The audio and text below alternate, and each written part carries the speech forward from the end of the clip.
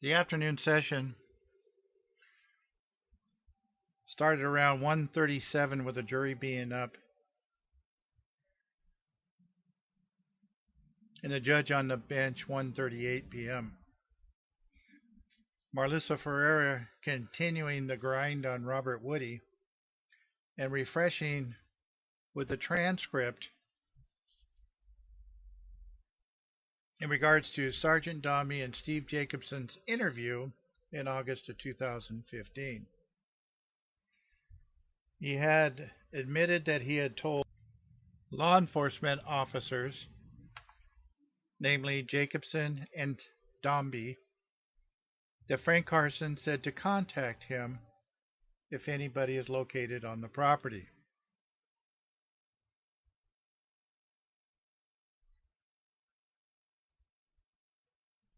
He also said that the Atwalls had asked law enforcement officers to spotlight the property when they got a chance. And after spot checking the property, to contact Frank Carson, but he did not recall by what means to contact Frank Carson. Going back to when he left the property, meaning Frank Carson's property, it was unknown if the man gate was locked behind them. Again, refreshing transcript of the interview. And he said after they had left, it was locked behind them. He never knew either one of the Atwall brothers to have a key to the gate.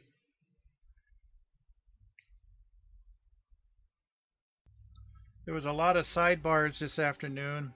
Seemed to be a lot of issues going on and a lot of confusion at times too. And there was a sidebar there and I have no idea what it was about. Marlissa Ferreira asked him after he came back from the sidebar, again referring to that August 14th, 2015 interview, that the Atwalls had told him to keep his mouth shut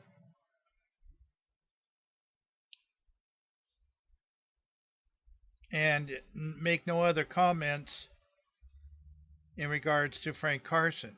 He actually said he didn't recall saying that. He was refreshed and said, yeah, that's what he said. There were several questions that were asked in this area that judge was not allowing Marlissa Ferreira to go into, as she previously ruled that she can't do it, but Marlissa tries everything anyway, and this time she got caught by the judge. One was in regards to Frank Carson would represent him, or they'd get him representation. There led to sustained objections and sidebars. She also asked about the lawsuit that was filed by the Atwalls against Stanislaus Cowie, which led to another objection. This lawsuit was prior to the law enforcement officer's investigation. Again, objection sustained. Marlissa Ferreira asked Judge Zuniga, may I be heard? She said no. Judge Zuniga said no, very firmly. She asked him if Robert Woody, if the officers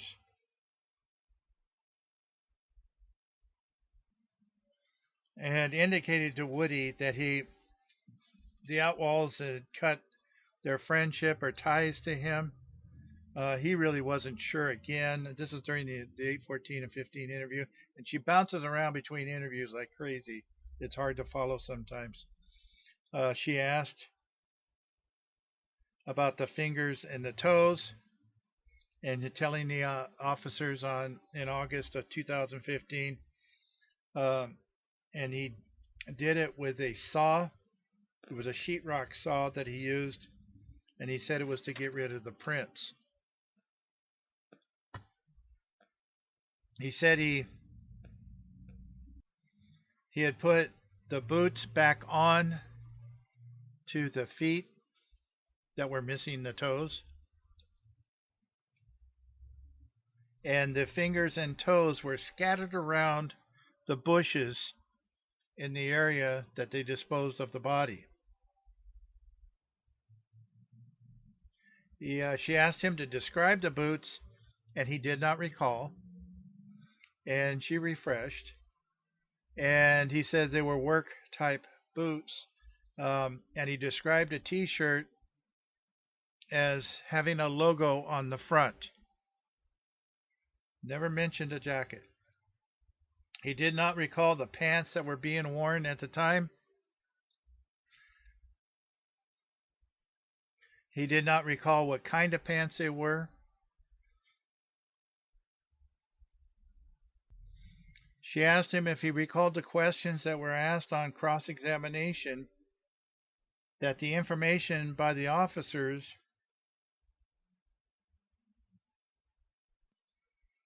if the officers were putting words in his mouth. He did not recall what the officers were actually saying. It refreshed again. And she said it's for impeachment for prior consistent statement or some other stuff that she said. Uh, so he refreshed, and he said the officers were trying to put words in his mouth, and by telling him just say the truth of what we're saying. Dombey kept saying, just it's time to be truthful. We know what happened. She asked him what Dombey was later saying. He did not recall. Refreshed again. Told not. He was told they were not trying to put words in his mouth, just going with what he is saying and the information that they had. She asked him if he made a statement to his attorney about that time. He did not recall. He was refreshed, and Robert Woody had said, no coaching lawyer right here next to me, something along that lines. He wasn't apparently pleased with Martin Breaker, and he came right out and admitted he didn't trust him. He did not recall if he said that in the middle of the interview to Martin Baker. He felt that Martin Baker was coaching the investigators a little bit or something. He wasn't pleased. They were asking about the Corey Kaufman at the residence incident. He did not recall what they were saying, exactly what they were talking about, refreshing again. And the officer was saying, don't guess, just tell the truth. He was talking from memory, he said, at the time, and he had not talked to Kim Stout. She made a point of asking if he had talked to Kim Stout. Now, if you don't know who Kim Stout is, she's the one that said that she saw the altercation between Robert Woody and Corey Kaufman in front of Kaufman's neighbor's house while he was cutting a stump out or something. And then they talked to Corey Kaufman after they had left, and she said that told him that they told him his ass was grass, something along that lines. And she had made a statement to law enforcement about that. The jury was sent out at 2:43 for a break. They had to clarify a couple things. It's really getting hectic in there on this stuff. It's really getting dreary and real dry. And the judge asked Marlissa Ferreira, where are you going with this? And she said that there are some comments and questions by the defense on the investigators trying of saying something or telling him what to say in the bathroom break and during other times during interviews. They also talked about the attorney privilege waiver questions. That's where he had agreed to waive his right to attorney privilege, but apparently it was just on that one interview in April in 2016.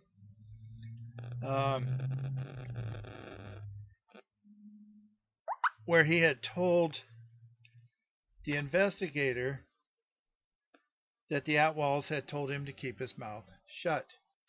Marlissa Ferrer also inquired about Daljeet Atwall's hand injury around April of 2016, the first part of, um, or in the April 2016 interview, I'm sorry. Um, and Judge Aninga went back to asking why, she was asking why she wanted to know about waiving privilege. Just ask more direct questions if she wants to know what she wants to know. We got started back in again around 1:13, or I'm sorry, it would have been 3:13 p.m.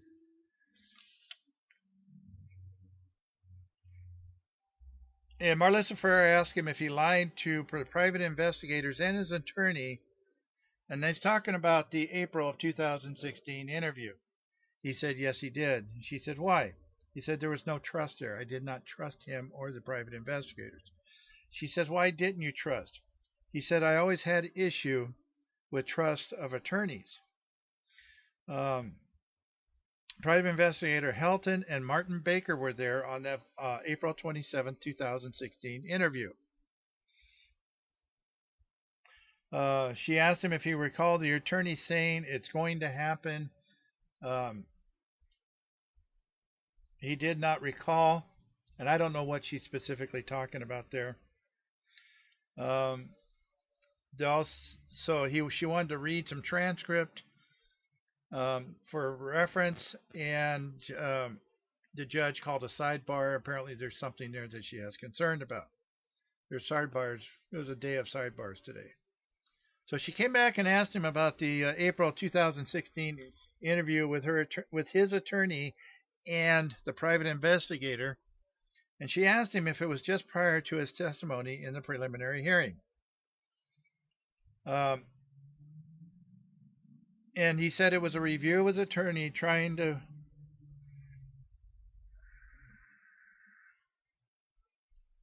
get some information out and prepare. He did not recall if that recording that interview was recorded or not, or exactly what the attorney said.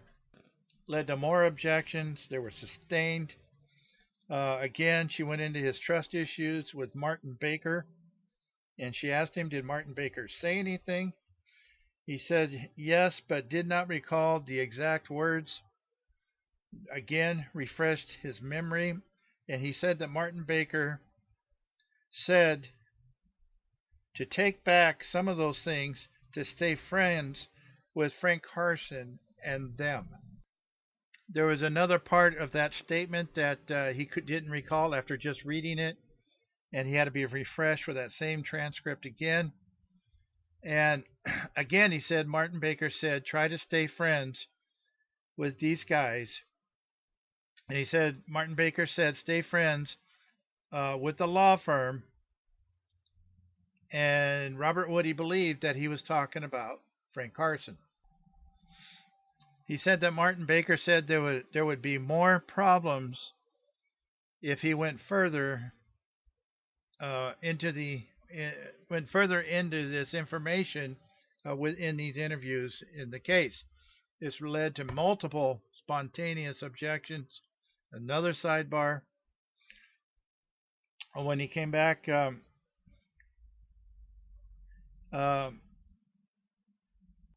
Robert Woody said that comment that Martin Baker had made him feel that he cannot trust Martin Baker, and he was not sure if he should talk to the private investigator. During the lengthy preliminary hearing testimony, Marlissa Ferrer was asking him about that testimony, and is trying to get how Robert Woody felt during that time. And she does this with almost every witness, and I don't really understand why.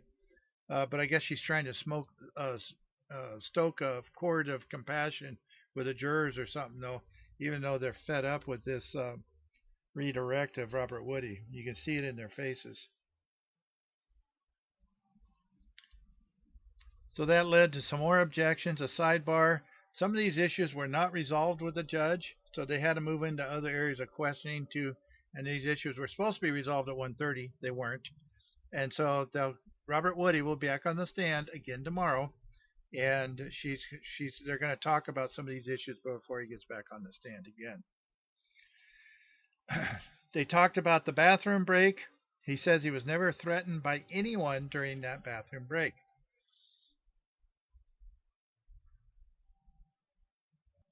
She asked him in regards to any attorneys or private investigators ever give him police reports of other witnesses' statements, or read, or just given something to read that was a statement that was made by another witness. He says he denied that ever happened.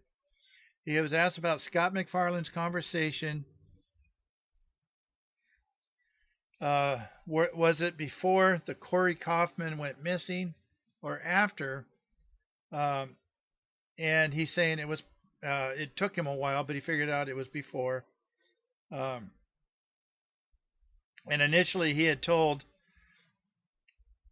investigators what they wanted. Eventually, I should say, he told them what they wanted, and he did not recall saying that again. She asked him if 8/14 of 2015, if he was being truthful to investigators. He says correct. When he means yes, he says correct to everything. Sometimes he says yes, or he says correct. And then she asked him on the next day, August 15th, 2015, if he was being truthful with investigators on the walkthroughs that he did of all the alleged crime scene. He said yes. He was asked if he knew anyone else to go to the Frank Carson property. He did not recall.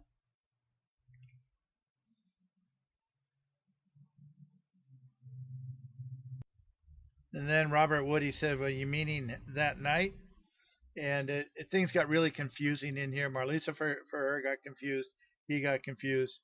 And so she asked him, it was really confusing. So she moved on. The judge finally told her to move on. And she asked him what he was wearing that night. He said black boots, blue pants. He had an unknown type shirt on. He did not recall what Bobby or Daljit Atwal were wearing that night. When they went to the mountain trip and did the walkthrough on August 15, 2015, she asked him how far Corey Kaufman was from where the cars were parked. And they're talking about the patrol cars, is the way I understood it, where he walked up. They parked apparently down by the campground, which are supposedly about 100 yards from where the remains were found. And he walked up, and he was a little confused, and she kept asking him strange questions, strange ways, and he kept getting confused, and so he finally, she had to keep re-asking it, and he finally said he walked up and down, and he pointed to the area, and they said, "Yeah, you're right, that's where the body was found."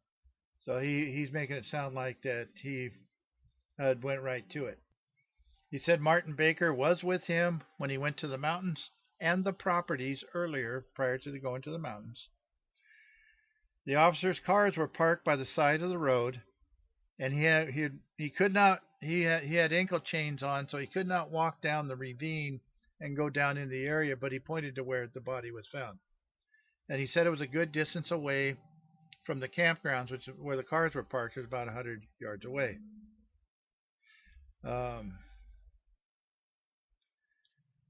And he said he stopped where they thought where he thought they had gone in and dumped the body.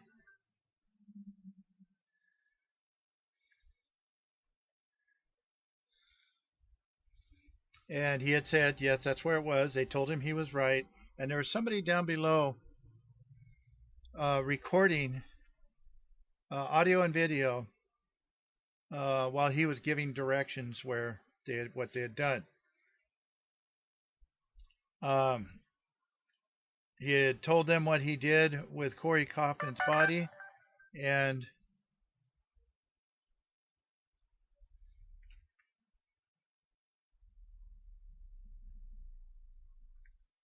he told him what he had done with the body, and and it took him about 20 an hour and a half for them to drive there from when they drove up there with law enforcement. She said Marlissa Ferrer asked about when the defense asked about the March 1st, 2014 interview. Um, and he had made a statement at one point that Marlissa Ferrer helped him with answers, but she said she asked him if she was there, and he said, "Well, no, I don't know. Yeah, maybe no, I don't know."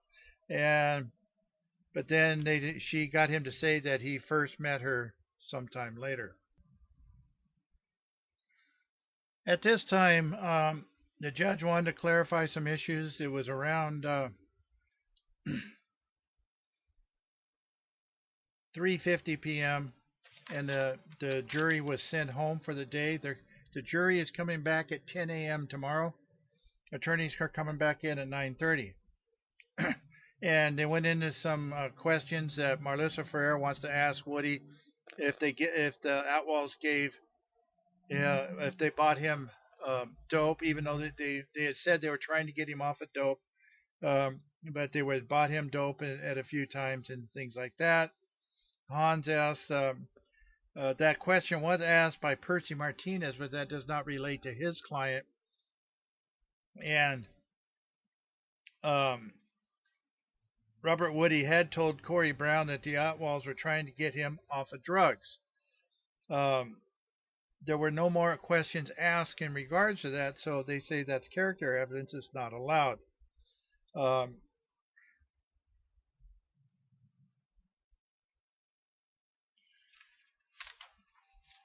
Jai Gohill argued.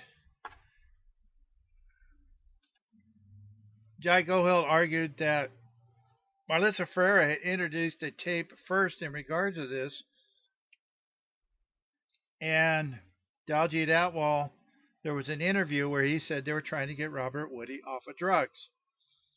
The court has previously ruled it's not fair for an attorney to open up character evidence in a trial like this.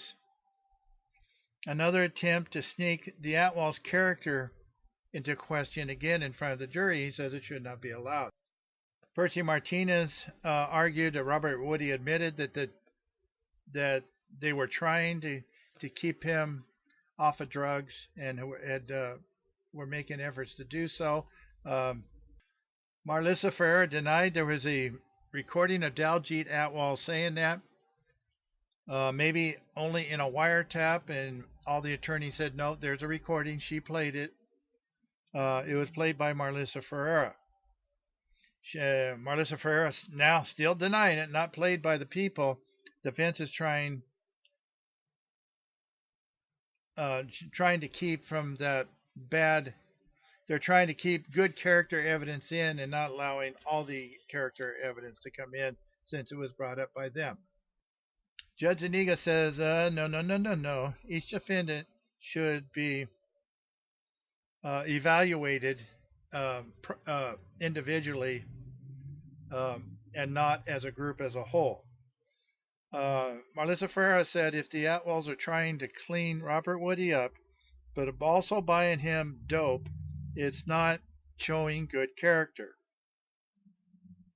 The defendants are a team, and just right there, the term that the district attorney's office uses for this set of attorneys is the dream team. I guess they want to pattern after OJ or something. And they are all working together, and she says the defense has put this information out there. The court has denied other issues of character evidence on grounds that it's not put good character at issue, but now they have brought it out. Now the bad character evidence can be discussed. Judge Iniga, instead of just making a decision, she wants to look at the evidence. Sometimes I'm not sure what she's thinking. Sometimes I think she wants to justify what Marlissa's saying. Sometimes maybe she just flat thinks she's right. I don't know. I don't understand. What do I know? I'm an idiot. I don't understand things.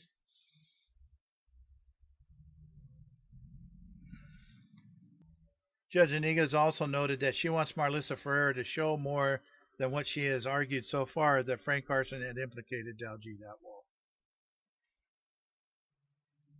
So Marlissa Ferrer went down a short list of things. Um, she said that Daljeet Atwal said Frank Carson was giving advice. That was said in the August 2015 interview. Robert Woody said they were getting advice from Frank Carson. Frank Carson said just give an interview to his private investigators and no one else, talking about Frank Carson's private investigators, and wanted to know what Robert Woody was saying to law enforcement officers. So that's where we were at the end of the day. It was after 4 o'clock. So we ended the day. They got some things they wanted to finish up. Marlissa Ferrer again said that she just has just a couple of more questions of Robert Woody, and she'll be done with him in the morning. Everybody chuckled again, like she said she'd be done by noon today. So, so they're scheduling Praveen Singh back tomorrow. Robert Woody, she says, will be done tomorrow, but they still got the defense, and I don't know what they're going to do. They're probably going to have recross on him. I don't know how much they're going to have. I don't know if they really need to do too much more, but there's probably some things they need to cover. So we'll see how that plays out tomorrow. Don't forget, I have my PayPal buttons on the bottom of each report. You can donate through PayPal. You can donate through my post office box, 1115-1115 in Houston, California, 95326. That address is on the website on the blue sidebar. On your phone, it's on the bottom in the blue. On a computer, it's on the right-hand side in the blue sidebar. Don't forget my sponsor, Merced Tile Supply. Very supportive. He's got good stuff over there. You need some tile for your house. He doesn't do vinyl. He doesn't do carpeting. But he's got good affordable tile over there. And he's got a good selection. He's got some nice displays over there you can look at too. So that's about it. We're back in court 9:30 tomorrow with the attorneys, 10 o'clock with the jury tomorrow. And as I always say, don't take my word for it. We really come to see court and see for yourself. There's not enough people there. Good night, everybody.